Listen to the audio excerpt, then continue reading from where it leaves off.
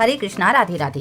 दोस्तों, स्वागत है आपका हमारे चैनल शिखा भक्ति धारा में। आप सभी लोगों को ज्येष्ठ माह में पड़ने वाली वट सावित्री व्रत की हार्दिक शुभकामनाएं। जैसा कि आप सभी लोगों को पहले वीडियो में हम जानकारी दे चुके हैं कि वट सावित्री व्रत कब है, क्या है शुभ मुहूर्त और महत्व आदि की, तो अब हम आपको अपने इस वीडियो में पूजा किस प्रकार करनी है ये संपूर्ण जानकारी देंगे और साथ ही साथ घर पर हो या बाहर वट वृक्ष के पास किस किस तरह से पूजा करनी है ये भी बताएंगे।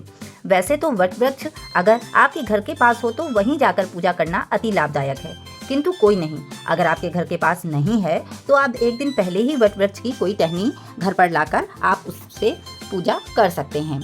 और तो चलिए आपको अब प्रारंभ से संपूर्ण पूजा विधि के बारे में जानकारी देते हैं। वैसे तो हर जगह कुछ लोग अलग अलग नियम करते हैं पूजा करने का, किंतु हम आपको अपने तरीके से किस प्रकार पूजा करनी है वो बताते हैं। आप अगर अपनी तरफ से के तरीके को फॉलो करती हूँ तो आप उसी तरह करिएगा, क्योंकि पूजा तो भाव से होती है। किसी भी प्रकार की पूजा हो वो फल अवश्य प्रदान करती है।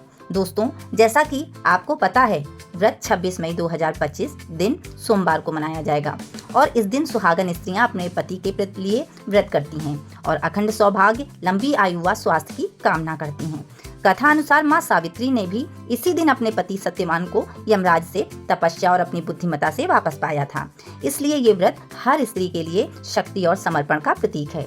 अब बात करते हैं कि पूजा वाले दिन प्रातः काल से क्या नियम करना है।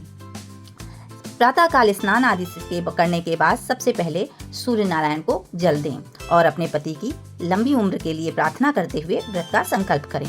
फिर आप अच्छे से श्रृंगार करके तैयार हो जाएं। श्रृंगार आज के दिन पूरा ही करना चाहिए, जैसे कि महावर, मेहंदी, सुहाग सामग्री, जेवर, चुंडी, शादी का जोड़ा पहन के तैयार होना अति शुभ है। अगर आपके पास पहली बार कर रही हैं तो अगर आपके पास नया जोड़ा है या फिर नई साड़ी है तो आप उसे पहन सकती हैं, और अगर आप कई बार से कर रही हैं तो बस ज़रूरी इतना है कि वस्त्र धुले होने चाहिए, साफ होने चाहिए, आप उन्हें भी पहन सकती हैं। और सुहाग की चुंडी अति आवश्यक है पहनना। जब तक पूजा ना हो जाए तब तक इस दिन निर्जला व्रत रहना चाहिए। इस दिन आप आगे बताएंगे कि किस तरह से आपको ये व्रत खोलना है या फिर पारण करना है, और ये व्रत खोलने की परंपरा वट वृक्ष के नीचे ही होती है। तो चलिए अब बात करते हैं कि आप घर पर इस पूजा को कर रही हैं तो कैसे करें, और अगर बाहर जाकर ये पूजा कर रही हैं वट वृक्ष के नीचे तो उसे किस प्रकार करें। देखिए, अगर घर पर कर रही हैं तो आप घर पे आप पहले ही एक दिन पहले जो आपसे वट वृक्ष की टहनी है उसे लाके रख लीजिए। सुबह नहाइए धोइए, जगह साफ कर लीजिए और एक कलश स्थापित करिए। उस कलश में लौंग, इलायची, सुपारी रखकर, गेहूं कटोरी में रखकर, पुष्प रखकर, आम के पल्लव पर रखकर और स्वास्तिक का चिन्ह बनाकर उस पर दीपक जला लीजिए और एक गमले में उस टहनी को रख दीजिए, लगा लीजिए। फिर उसके बाद आप जो है गौरी गणेश का स्थान भी वहाँ पे रख दीजिए। आपको बता दें कि घर पर ही हम एक ऐपन बनाते हैं। ऐपन यानी कि चावल और हल्दी को पीसकर बनता है। तो इस ऐपन से आप वट वृक्ष पे छाप लगा सकती हैं और चौक बना सकती हैं जिस पे आप वो वट वृक्ष का टहनी रखेंगी।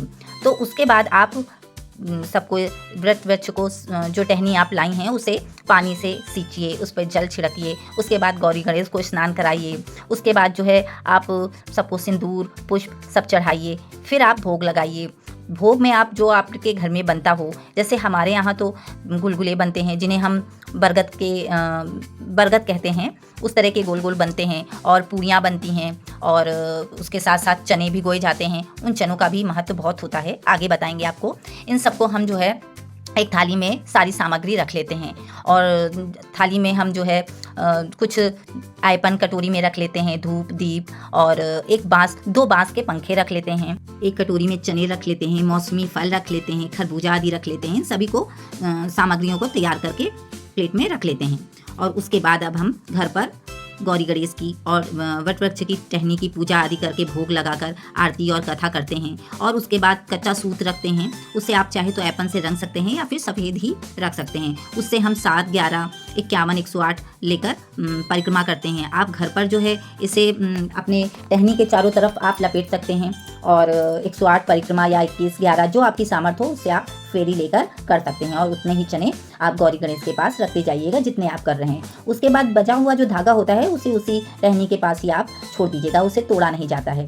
और उसके बाद जो है आरती करने के बाद सुहाग लेते हैं। सुहाग लेने के बाद उसी वृक्ष के नीचे या फिर आपने जो टहनी रखी है घर पर, उसी के नीचे जो है 7 चने और एक हम लोग 7 चने और एक जो होता है वो बरगद का कोपल होता है, ऊपर का किल्ला होता है, उसे थोड़ा छोटा कर लेते हैं छील के, उसे हम लेते हैं और उसको एक साथ जो है पानी के साथ लीलते हैं, यानी उन्हें चबाना नहीं होता है, पानी की सहायता से हम उसे एक ही बार में लील जाते हैं। तो ये हमारा व्रत खोलने का तरीका हुआ। आपके यहाँ कैसा होता है हमें ज़रूर कमेंट करके बताइएगा।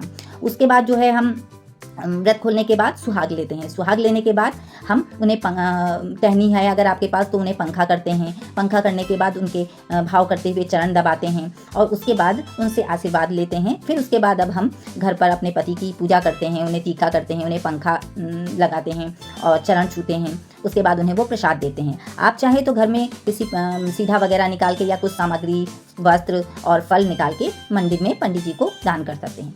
और अगर आप पूजा करने के लिए किसी वृक्ष के नीचे जा रहे हैं तो वहाँ पे भी यही क्रिया करेंगे। बस अंतर इतना है कि आप जो है वहाँ पर सामग्री जितनी आपको ज़रूरत है आप उतनी ही ले जाइए। सारी सामग्री थाली में और लोटे में जल वगैरह रख लीजिए। सामग्री आपको बता ही चुके हैं कि उसमें क्या क्या रखना है। आपको एक बार फिर से बता देते हैं। जो आपने भोग बनाया है जैसे बरगद की पुआ, पूड़ी और चना और मौसमी फल, खरबूजा और आयपन, थोड़े से चने और इसके अलावा धूप, दीप, फूल और साथ में आपको कच्चा सूत रखना है।